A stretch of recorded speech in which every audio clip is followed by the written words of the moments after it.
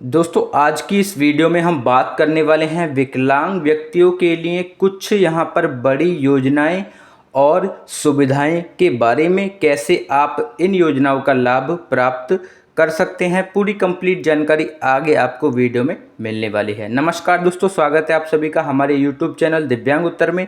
आज हम बात करने वाले हैं विकलांग व्यक्तियों के लिए बड़ी योजनाएं और सुविधाओं के बारे में कि आप कैसे आवेदन कर सकते हैं, क्या क्या आपके दस्तावेज लगेंगे, क्या आपकी पात्रता रहनी चाहिए। चलते हैं दोस्तों, करते हैं आगे वीडियो को कंटिन्यू। वीडियो को शुरू करने से पहले अगर आपने हमारे चैनल दिव्यांग उत्तर को अभी तक भी सब्सक्राइब नहीं किया है, चैनल को लाल बटन दबा करके सब्सक्राइब करके रख लीजिएगा, क्योंकि इस तरीके का हेल्पफुल कंटेंट मैं आपके लिए यहाँ पर लेकर आता रहता हूँ। चलते हैं दोस्तों, करते हैं आगे वीडियो को कंटिन्यू।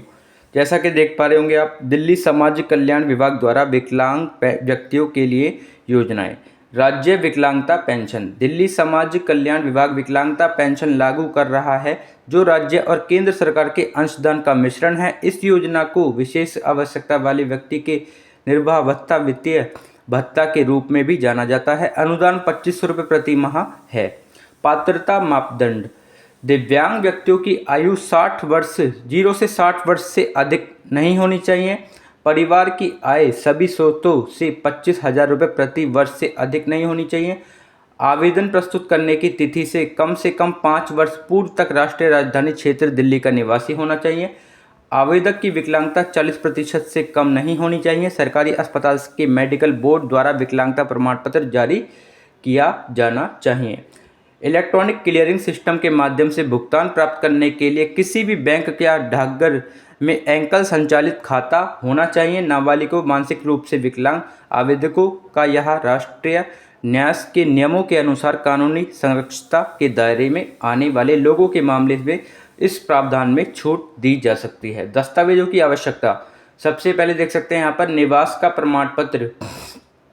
नीचे सूचीबद्ध दस्तावेजों में से कोई भी एक जो स्पष्ट रूप से दिल्ली में कम से कम 5 साल का निवास दर्शाता है, जैसे कि ration card, voter card, passport size photo आपका जो है passport, driving licence, MD, registrar जन्म और मृत्यु प्रमाण पत्र, जारी जन्म प्रमाण पत्र, बीमा पॉलिसी दस्तावेज, किसी भी परिवार के सदस्य का टीकाकरण कार्ड, दिल्ली में इलाज का मेडिकल रिकॉर्ड, बिजली बिल, पानी का bill, telephone bill, gas connection रसीद, बैंक पासबुक, जाति प्रमाण पत्र, छात्र आई कार्ड, सार्वजनिक निजी क्षेत्र की कंपनी स्थापित चिंता का सेवा पहचान पत्र, स्वतंत्रता सेनानी पहचान पत्र, पेंशन दस्तावेज, भूतपूर्व सैनिक आरक्षित प्रमाण पत्र, संपत्ति दस्तावेज, कोई अन्य दस्तावेज जो स्पष्ट रूप से दिल्ली में कम से कम 5 साल का निवास दर्शाता है। तो आपके पास में कोई भी यहाँ पर ऐसे दस्तावेज होने चाहिए जो कि आपको यह प्रूफ करता है कि आप दिल्ली में रहते हैं पिछले 5 सालों से।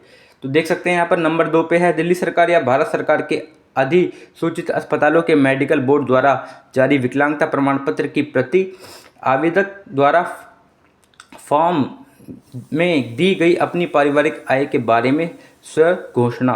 फॉर्म को केंद्र, राज्य सरकार या एमपी एमएल के राजपत्र अधिकारी द्वारा अनुशासित किया जाना चाहिए और साथ में दिए गए दस्तावेजों को भी सत्यापित किया जाना चाहिए। नंबर 5, यदि आवेदक के पास निवास के प्रमाण पत्र के संदर्भ में कोई दस्तावेज साक्ष्य उपलब्ध नहीं है, तो आवेदक को निम्नलिखित सूची में से किसी भी 2 निवास प्रमाणों के बयान प्रस्तुत करने होंगे, जिसमें आवेदक के दिल्ली में रहने की अवधि का उल्लेख हो। निम्नलिखित सूची में किसी भी गवाहों के बयान प्रस्तुत करने होंगे जिसमें आवेदक के दिल्ली में रहने अवधि का उल्लेख हो। जैसे कि देख सकते हैं यहाँ पर क्षेत्र के सांसद, विधायक जैसे जनप्रतिनिधि, इलाके के RWA अध्यक्ष या महासचिव व आवेदक के 2 पड़ोसी और उनके संपर्क विवरण। पंजीकरण महिला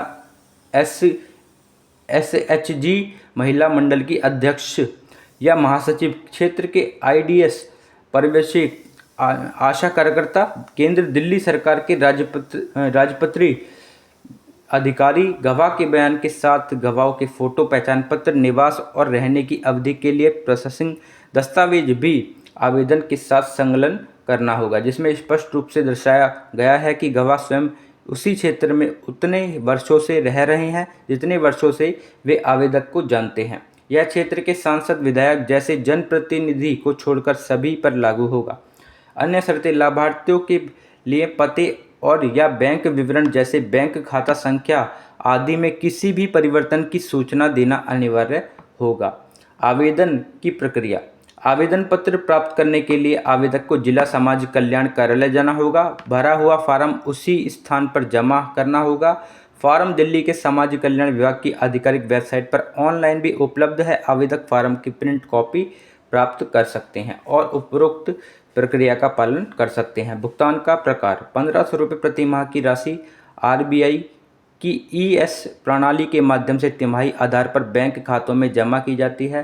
संबंधित जिला समाज कल्याण अधिकारी इस योजना के तहत सहायता के सत्यापन स्वीकृत और भुगतान के लिए सक्षम प्राधिकारी हैं। सहायता की स्वीकृत की स्थिति में यह सभी मामलों में पूर्ण आवेदन प्राप्त होने के महीने के बाद के महीने से देय होगी। 60 वर्ष की आयु प्राप्त करने वाले लाभार्थियों को स्वचालित रूप से वृद्धावस्था सहायता योजना के विस्तारित कर दिया जाएगा। लाभ प्राप्ति की अवधि उपरोक्त योजनाओं के लिए अंतर्गत प्राप्त सभी आवेदनों पर 45 दिनों के भीतर निर्णय लिया जाएगा। जैसा कि देख सकते हैं आप, पेंशन के लिए आवेदन करने के 45 दिनों के भीतर आपका फॉर्म जो है एक्सेप्ट करके, अगर सभी दस्तावेज सही हैं, आपकी पात्रता सही है, तो 45 दिनों में इसका निर्णय लेकर के आपके खाते में पेंशन आना शुरू हो जाएगी। अगर आप एक दिल्ली के निवासी हैं, दिव्यांग व्यक्ति हैं या फिर विकलांग व्यक्ति हैं। तो जैसा कि देख सकते हैं, जैसा कि मैंने आपको यहाँ पर बताया, पात्रता मापदंड। आवेदक की विकलांगता 40% या उससे अधिक होनी चाहिए। 100% विकलांगता वाले आवेदक को उनके अनुरक्षक परिचायक के लिए 50% छूट मिलेगी। आवेदक दिल्ली का निवासी होना चाहिए।